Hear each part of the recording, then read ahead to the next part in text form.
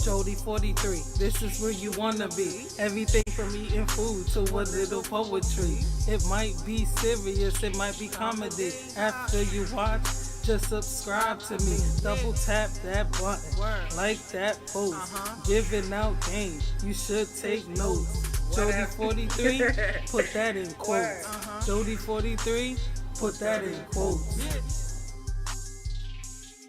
I'm gonna bring this up. I wasn't gonna do it. But damn it, this seat. I say, you might want to have another sip over this seat make you go, truth, tell it. No, tell the damn truth. God damn it, tell the truth. Because family is sacred. It's supposed to be. And we don't cross the line with family. Mm-hmm. And people begin to get comfortable to jump on the Monique bandwagon of Monique doing things wrong, and she doing this and she doing that. And there's a brother named D.L. Hughley. Yep. And until he take accountability, I won't let it go. What? Because, what would you get ready to say? I was going to say, what did DL do? Let me tell you. Baby, that voice went up, didn't it? DL is friend. He like, that's my friend. No, I've met DL on several occasions. I don't know DL like that. Okay. Do I know DL say like I know an earthquake? No. Do I know, since I've interviewed Cat, had several conversations with him, do I know DL on that level? No. Right. See, when we say family is sacred, right? Family is sacred. And we know that you don't cross the line when it comes to family. Correct. Right? I do DL's radio show. Yes. DL Hughley is not there. His team is there. Mm-hmm. And Shannon, we having a great time. I mean, baby, we having a great time. We going forward, back and forth. When we get to the end of the show, they say, Monique, you want to play a game? Well, I want to play. I said, sure, sugar. Let's play a game. And it's a game called Would You Rather. Oh. Okay? Now. Monique, you should have said, I'm too old for this game. Wait a minute. We're having fun, baby. Right? We're having a good time, okay, Shannon. Okay. It's the sister there and there's two other guys. We're having a great time. It's a beautiful Black unity cookout. Okay. We're having a good time. Okay. Would you say your wife was your family? Is that considered family? Yeah. So your husband is considered family, Absolutely. Right? Okay. So here we go. They said, Monique, we want to play a game of Would You Rather. Let's go. Would you rather your husband sleep with Lee Daniels with a condom or Corinne Steffens without one? Really, Monique? Now, as y'all are watching right now who haven't heard this story, y'all going, they doing the same thing in the studio. They going, okay. That is exactly what happened. Now, I said to the team, how does that uplift our community? I said, sister, and her name is Jasmine, how could you ask another sister that?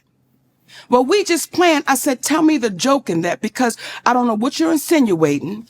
Then you're involving people that have nothing to do with nothing. Like, what are y'all doing? So I said, I'm going to call my brother. DL. I'm going to call my brother. I call DL Hughley on the phone.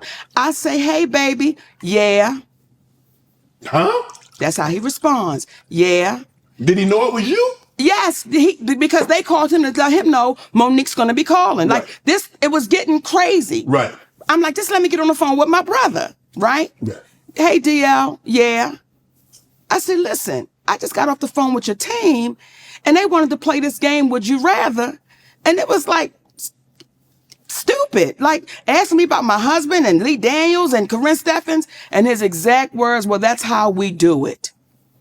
I said, DL, how does that uplift our community? And again, I don't know what y'all trying to insinuate, but brother, what you doing? Like I said, that's just how we do it. So it is what it is. Now, it got so ugly that my attorney had to send a cease and desist. So it never aired. So we have, like, when Cat Williams talk and people, truth tellers talk, we have receipts to everything we're saying. That's how that whole thing got started. Okay? It's family. My husband is my family. Yeah. Now, you babies that are really good with this internet, through the years, I've watched DL speak ill of me. through the years. I never knew D.L. Hughley had a problem with me. But when Cass said they all a group, he forgot to put D.L. Hughley in the group. Through the years, I was bitter. I was dangerous with what I was doing, saying that it was inequality. My husband didn't know what he was doing. This went on through the years. I was unloved, all of these things. And I said to myself, I'ma see you. I'ma see you. I didn't go on nobody's show. I didn't say nothing to nobody, but I knew the time would come that I would see him. We were scheduled to do a show in Los Angeles. I was the headliner of that show. His name was on it, then his name came off. I didn't question it, but I knew I'ma see him, right? Eventually. Okay, now we have a show in Detroit. Contractually, I was the headliner. D.L. Hughley posted a memo. Now, when you signed your deal for the Ravens, did you sign a contract or a memorandum? I signed a contract. You see how you say that? Like anybody that knows good business, you sign. The memo is saying this is what I would like. Right. But the contract is saying this is what it is. Okay? Yes. He put out a memo to our community. And that touched me a little different because I was saying, why would you lie to our babies? Because now they're thinking if they send somebody a memo, that's what they're supposed to get. Okay? I was contractually signed to go as the headliner. Right. I mean, you go last. D.L. Hughley didn't come into the building until 9:30. Now, contractually, I said I have to be on stage by 9:30 because if the show starts at 8, I refuse to keep an audience waiting. Right. That is disrespectful to the audience. Correct. When I went out on that stage, Shannon, I made sure everything I said, he heard me. Because now you're here and I'm going to say it to you. And I said some things on that stage that I said he was cowardly. And some folks said, how could you say that? How could you do that? And then I posted some things to say, this is what I meant. See, you came after my husband. And when you had a chance to fix it, when you had a chance to say, Mo, my bad, you know, we don't even get down like that. Right. You told me it is what it is. And until he's brave enough and courageous enough to say, this is what really happened, y'all. Y'all have never known me to be no shit starter. Folks ain't never known me to go over and kick a sandwich out of somebody's hand that's hungry. But what people do know is if you kick me, damn if I ain't gonna kick you back. Right. Because that's fair play. Right. So there was one left out the pack. And when you have people that continually don't take accountability, that's why you see us in the state of affairs we're in. I'm a firm believer, Mo, that everybody don't play the same. And someone once told me, what is joke to you is death to someone else. What is joke? That's why we don't play with people's families. And D.L. Hughley, please, no, brother, we still love you. Just take accountability for it. And we move forward. And then when you have some of our black folk that go sit in front of a white man and speak ill of their people, I'm like, y'all, what are we doing? What are we doing? What are we doing? What are we coming to that we're going to sit in front of this white man? I can't even say his name. I refuse. Everybody know who he is. We sit in front of him and we just let this man say any and everything about us. And then we go right in with him.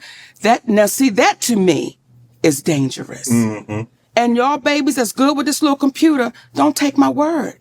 You can just go through the years of this cat just running his mouth. And it's like, stop doing that because what are we saying to the babies coming behind us? Just subscribe to me, double tap that button, like that post, giving out game, you should take notes. Jody 43, put that in quotes. Jody 43, put that in quotes.